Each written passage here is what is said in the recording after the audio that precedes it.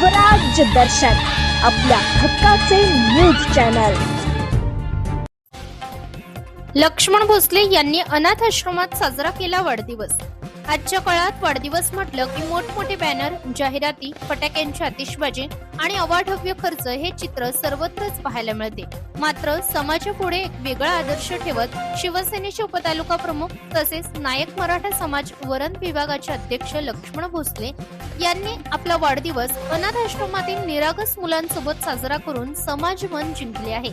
स्वतःच्या आनंदापेक्षा गरजू आणि वंचित चेहऱ्यावर हास्य फुलवणे अधिक महत्त्वाचे मानत भोसले यांनी वाढदिवसानिमित्त अनाथ आश्रमाला भेट दिली आहे। मुलांसोबत संवाद साधत त्यांनी त्यांच्यासोबत वेळ घालवला, भोजनाचा आनंद घेतला आणि त्यांना प्रेमाची ऊब दिली। त्यांच्या या उपक्रमामुळे अनाथ चेहऱ्यावर उमटलेले समाधान आणि आनंद हेच त्यांच्या वाढदिवसाचे खरे सेलिब्रेशन ठरले। राजकारणात अनेकदा प्रसिद्धीसाठी बॅनरबाजी आणि दिखाऊ खर्च केला जातो, मात्र लक्ष्मण भोसले यांनी हा अनाठाई खर्च टाळत सामाजिक बांधिलकी जपण्याचा संदेश दिलाय।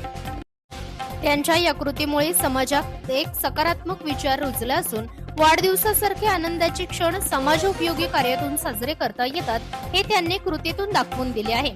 भोसले यांच्या या सामाजिक उपक्रमाचे सर्व स्तरातून कौतुक होत असून युवकांसाठी तो प्रेरणादायी आदर्श ठरला आहे। समाजातील गरजू घटकांसाठी संवेदनशीलता आणि माणुसकी जपणारा हा उपक्रम अनेकांच्या मनाला स्पर्श करून गेला आहे। यावेळी माजी जिल्हा परिषद सदस्य मनोज काळीजकर, शिवसेना महिला आघाडी जिल्हा समन्वयक सपना मालुसरे, पंचायत समिती सदस्या नूतनताई गोपाळशेठ मोरे, शेतकरी सेना विधानसभा संघटक अनिल मालुसरे, शिवसेना विभाग प्रमुख गोपीनाथ सावंत, उपविभाग प्रमुख राजेंद्र देशमुख, नायक मराठा समाजाचे माजी वरंद विभाग अध्यक्ष सुभाष मालुसरे, पारमाची ग्रामपंचायतीचे माजी सरपंच चंद्रकांत पवार तसेच भोसले कुटुंबातील सदस्य मोठ्या संख्येने उपस्थित होते।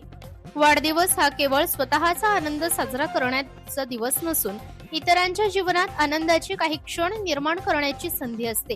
हा संदेश लक्ष्मण भोसले यांच्या कृतीतून समाजापुढे आला आहे। त्यांच्या या उपक्रमामुळे वाढदिवसाला खऱ्या अर्थाने माणुसकीचा आणि सामाजिक जाणीवेचा स्पर्श लाभला आहे। ब्युरो रिपोर्ट, स्वराज दर्शन, महाड, रायगड।